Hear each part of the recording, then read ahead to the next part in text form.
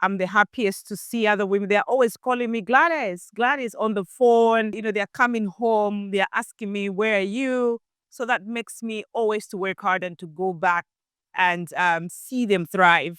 I'm the founder of a plastic recycling project done in Zambia, where we are working with vulnerable women. They've been already working in the plastic recycling industry, but they were exploited. They did not have the market.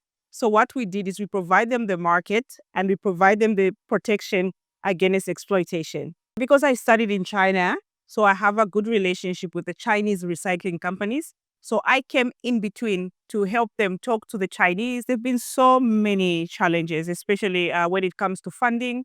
It's so difficult to access funding in Africa, and also high maintenance costs with the machinery, and also just we have deficit of energy. We don't have power every day in Zambia to really conduct the business.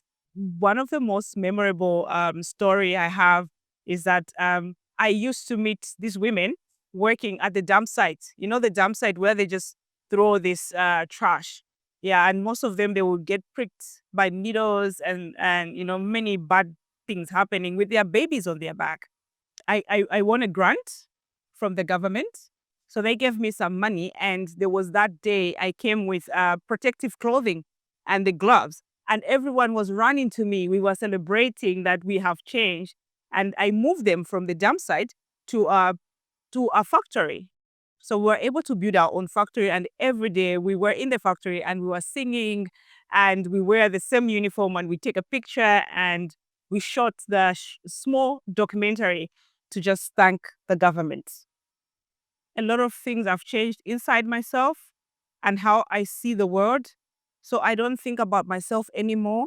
I think about the happiness of others and how the world becomes a better place. And that makes me feel so peaceful at night. This is CGTN Radio. Hear the difference.